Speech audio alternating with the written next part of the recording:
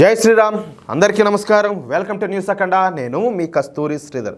మిత్రులారా, కాంగ్రెస్ పార్టీలో ఉన్నటువంటి నాయకులు కొంతమంది ఎంత దారుణంగా ఆలోచన చేస్తారో, వాళ్ళ మనస్తత్వం ఎంత క్రూరంగా ఉంటుందో చెప్పడానికి ఈ న్యూస్ ఒక ఉదాహరణ. సరే, డైరెక్ట్గా న్యూస్ విషయానికి వస్తే, కాంగ్రెస్ పార్టీ ప్రతి సందర్భంలో కూడా తన అసలు స్వరూపాన్ని అయితే బయట పెట్టుకుంటూ ఉంటుంది. తాము కాంగ్రెస్ కాదని కాంగ్రెస్ అని చెప్పేసి ఎప్పటికప్పుడు నిరూపించుకుంటానే ఉంటుంది.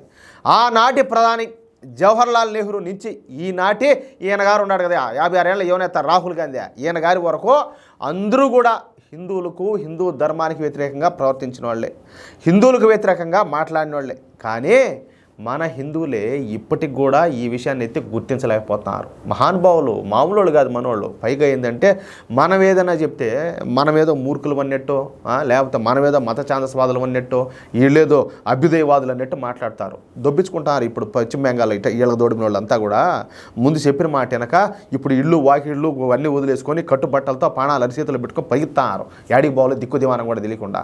రేపు మీ బతుకు ఆ మారి కాకుండా చూసుకోండి, అది చెప్పేదైతే. సరే, ఆనాడు మన దేశ ప్రధాని అయినటువంటి జవహర్లాల్ నెహ్రూ నేను యాక్సిడెంటల్ హిందూని చెప్పేసి హిందువులను అవమానించాడు. అర్థమవుతుందా? కాదు, మేము కూడా ఒప్పుకోవడంలే. ఏది నువ్వు హిందూ అని చెప్పేసి మేము కూడా ఒప్పుకోవడంలే. మాకు కూడా మీ మూలాలు ఎక్కడి నుంచి వచ్చినాయో, మీరు ఎవరు అనేది మాకు కూడా తెలుసు.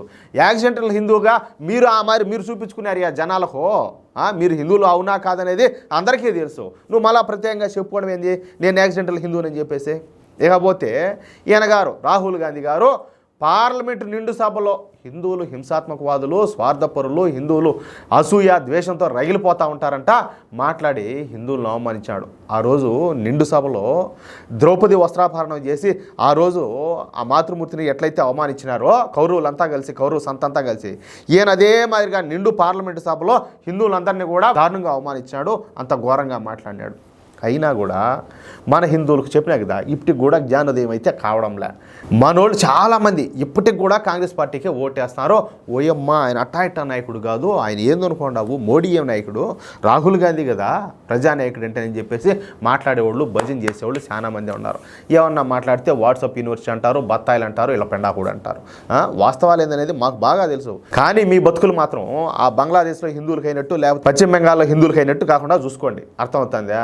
సరే, ఇక తమ అధినాయకుడే అలా మాట్లాడుతూ ఉంటే ఆయన బానిసలు, ఆయన పార్టీలో ఉండేటువంటి నాయకులు ఇంకోళ్ళు ఎట్ట మాట్లాడతారు, ఎట్ట చేస్తారు? ఖచ్చితంగా వాళ్ళు ఎవరైతే పెద్దవాళ్ళు ఉన్నారో వాళ్ళని అనుసరిస్తారు. ప్రస్తుతం పశ్చిమ బెంగాల్లో తీవ్ర ఉద్రిక్త వాతావరణం అయితే ఏర్పడింది. హిందువులపైన తీవ్ర స్థాయిలో దాడులు అయితే జరుగుతున్నాయి. ఈ దాడులు చేస్తున్న వాళ్ళంతా కూడా 100% జిహాదీగాళ్లే. కేంద్ర ప్రభుత్వం తీసుకొచ్చేటువంటి వక్ఫ్ బోర్డు అమెండ్మెంట్ బిల్లుకు వ్యతిరేకంగా ఈ జిహాదీలు అయితే రెచ్చిపోతారు. నా దృష్టిలో ఈ వక్ఫ్ బోర్డు అమెండ్మెంట్ బిల్లుకు కాదు వ్యతిరేకంగా జరుగుతుంది, అది సొట్టు, అది సాకు, దాన్ని బూచిగా చూపించి హిందువుల మీద దాడులు చేస్తారు. ఖచ్చితంగా ఇవి 100కి 100 కూడా హిందూ వ్యతిరేక అల్లర్లే. సరే, అవకాశం దొరికిందని చెప్పేసి హిందువుల ఆస్తులను ధ్వంసం చేయడం, హిందువుల షాపులను లూటీ చేయడం, హిందువుల ఇళ్లను తగలబెట్టడం, హిందువులను చచ్చేటట్టు కొట్టడం, హత్యలు చేయడం, మన ఆడబిడ్డల మానాలు చేయడం, ఇవన్నీ కూడా చేస్తున్నారు. ఇక ఈ విషయం పైన కర్ణాటకకు చెందినటువంటి ఒక కాంగ్రెస్ నాయకుడు తీవ్రంగా స్పందించాడు. అది కూడా అత్యంత దారుణంగా, క్రూరంగా మాట్లాడాడు. ఇప్పుడు నేను చెప్పబోయేటటువంటి ఆ కాంగ్రెస్ నాయకుడి పేరు కబీర్ ఖాన్. ఈయన కర్ణాటకలోని దావణగిరి ప్రాంతానికి చెందినోడు అనమాట. ఈ దావణగిరిలో కాంగ్రెస్ పార్టీకు నాయకత్వం వహిస్తూ ఉంటాడు. ఇకపోతే ఈ కబీర్ ఖాన్ ముస్లింలను ఉద్దేశిస్తా ఒక వీడియో చేసినాడు.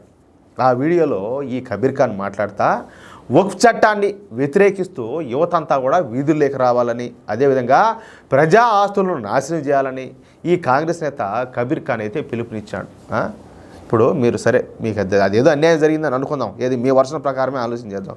మీరు ప్రభుత్వాలకు వ్యతిరేకంగా మీరు ఏదన్నా సరే ధర్నాలు చేస్తారో, లేకపోతే శాంతియుతంగా నిరసనలు చేస్తారో, అదో పద్ధతి. అంతేగాని ప్రజాస్తులు ధ్వంసం చేయడం ఏందిరా స్వామి, నువ్వు ఏ మెంటల్ హాస్పిటల్ నుంచి వచ్చారా మీరంతాను?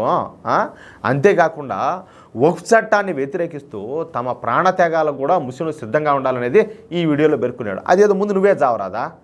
కాదు, పాపం వాళ్ళందరూ అమాయకులు, వాళ్ళందరినీ రెచ్చగొట్టి వాళ్ళ పానాలు తీసేదానికంటే అదేదో నువ్వే చావు ముందు, తొలి పానం నీదే బాని, దరిద్రం పోతుంది ఈ దేశానికి పట్టింది, నువ్వే చావరాదు అదేదో. ఈ వీడియోలో ఈ కాంగ్రెస్ నేత కబీర్ ఖాన్ ఇంకా మాట్లాడుతా, బస్సులు రైళ్లకు నిప్పు పెట్టండి, అవసరమైతే కొంతమంది ప్రాణాలు ఇవ్వండి, కానీ ప్రతి పట్టణంలో కనీసం 8 నుంచి 10 మంది అయితే సావాలా. అర్థమవుతుందా? ఇప్పుడు దీనిపైన పోస్టర్లు పిటిషన్లు పనికిరావు. ఏది ఈ ఒగ్బోర్డు అమెండ్మెంట్ బిల్లు పైన పోస్టర్లు పిటిషన్లు పనికిరావు. విధ్వంసం మాత్రమే జరగాలంటూ అత్యంత తీవ్రమైనటువంటి నీతిబాహ్యమైనటువంటి వ్యాఖ్యలన్నీ కూడా చేశాడు. అంటే ప్రతి పట్టణంలో కూడా 10 మంది హిందువులను చంపండి అంటూ నేరుగా ముస్లింలకి అయితే సూచనలు చేశాడు. దీంతో ఈ కాంగ్రెస్ పార్టీ నాయకుడు అయినటువంటి ఈ కబీర్ ఖాన్ వీడియో దేశవ్యాప్తంగా ఇప్పుడు వైరల్ అయిపోయింది.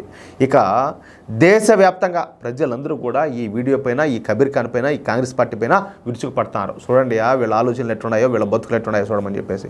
దీంతో పరిస్థితి చెయ్యి దాటిపోతుందని చెప్పేసి భావించినటువంటి కర్ణాటక కాంగ్రెస్ ప్రభుత్వం ఏం చేసింది తెలిసిన, ఈ కబీర్ ఖాన్ను నామమాత్రంగా అరెస్ట్ చేసినట్టు చూపించింది. అతనిపైన ఏదో తూతు మంత్రంగా ఏదో కేసు పెట్టి లోపలేశారు. అదే కర్ణాటకలో ఒకవేళ బీజేపీ ప్రభుత్వం ఉండుంటే ఈ కబీర్ ఖాను ఈ వ్యాఖ్యలు చేయగలిగేవాడా? అంత దమ్ము ఉన్నదా? ఒకవేళ చేసిన వీడిని నడి రోడ్డు మీద పిచ్చి కుక్కను కొట్టినట్టు లాక్కోపోయిండు, జుట్టు పట్టుకుని ఈడ్చుకొని. కానీ మనకి ఈ విషయాలన్నీ తెలుసు, అయినా కూడా తెలియనట్టే ఉంటాం. అయినప్పటికీ ఇప్పటికి కూడా మళ్ళీ పోయి చాలా మంది కాంగ్రెస్ పార్టీకే ఓటేస్తారు. మిత్రులారా, నేను అందరికీ చెప్పేది ఒకటే, ఎవరి ఆలోచనలో మార్పు రావాలా, ఎవరి ఆలోచనలో మారితే దేశం బాగుపడుతుంది, మన భవిష్యత్తు మారుతుంది అనేది మీరే నిర్ణయించుకోండి. ఇంకా ఆ నిర్ణయం అనేది మీకే వదిలేస్తున్నా. నేను చెప్పాల్సింది అయితే చెప్పిన అది విషయం అయితే. ఈ న్యూస్ కనుక మీకు నచ్చినట్లయితే ఈ న్యూస్ను తప్పనిసరిగా నలుగురికి షేర్ చేయండి. అలాగే ప్రతి ఒక్కరు కూడా ఈ వీడియోకు సంబంధించి మీ యొక్క అమూల్యమైన అభిప్రాయాలను తప్పనిసరిగా కామెంట్ రూపంలో తెలియజేయండి. ఇంకొక విషయం ఏంటంటే, ఇంతవరకు మీరు కనుక మన ఛానల్ను సబ్స్క్రైబ్ చేసుకున్నట్లయితే ప్రతి ఒక్కరు కూడా మన ఛానల్ సబ్స్క్రైబ్ చేసుకోండి, సపోర్ట్ చేయండి ప్లీజ్. జై శ్రీరామ్.